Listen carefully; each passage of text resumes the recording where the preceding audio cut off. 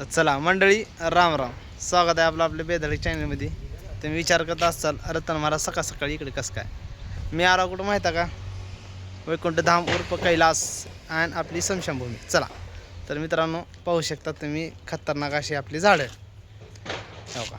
हा का कधी आले तर माहीत आहे का, रात्री 12 वाजता झाड आल्यात. झाडं कुठून, इथून तिथून नाहीत, कर्नाटक बी नाही, हां तेलंगणा, हैदराबाद, संगारेड्डीहून या ठिकाणी झाडं आल्यात रातोरात. तुम्ही पाहू शकता झाडाचं माप घेण्यात चालू शिंदे साहेब आणि बापू करत आहेत. म्हणजे सारे झाडं मापात आहेत का, कसं आहेत का, आणि सारं देखरेख चालू आहे. मित्रांनो, अतिशय जोरदार असं काम आपल्या लांजणा नगरीमध्ये चालू आहे.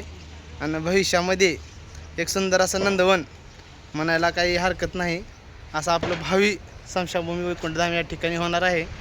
तुम्ही झाडं पाहू शकता, अतिशय छान छान आणि सुंदर झाडं. हे अतिशय म्हणजे काय, एकच नंबर झाडं. लांब जाण्याचं भाग्य लवकरच या ठिकाणी उजळणार आहे, कारण सुंदर अशी समशानभूमी आपल्याला या ठिकाणी बघायला भेटणार आहे. मित्रांनो, तुम्ही जर ह्याकडं त्याकडला पाहत असाल, अजून झाडं लावायला नाहीत तर एवढी छान दिसलाले, मग तुम्ही विचार करा की बाबा लावल्यानंतर एकदम कसं असं एकदम भारी दिसेल का नाही सांगा. अतिशय छान, बघल तिकडे एकदम खटाखट आणि नंबर एक.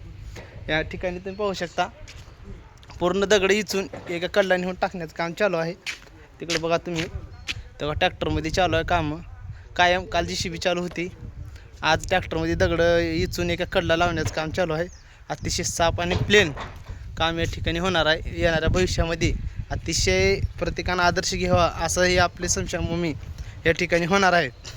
तरी सर्वांच्या सहकार्याने या ठिकाणी चालू आहे असं म्हणायला काही हरकत नाही, कारण सर्व गावातील ग्रामस्थ असतील, सर्व समाज बांधव यांच्यातर्फे होणारी आहे. तरी साहेबाचं असं म्हणणं आहे की अजून बी कोणाला ज्यांच्या स्मरणार्थ काही झाडं द्यायची असतील त्यांनी शिंदे साहेबाशी संपर्क साधा आणि या ठिकाणी सहकार्य म्हणून झाडं 3 देत जावा तुमच्या स्मरणार्थ, एवढीच विनंती करतो मित्रांनो. आणि आपला असला आजचा हा होणारा छोटासा ब्लॉग कसा वाटला नक्कीच सांगा.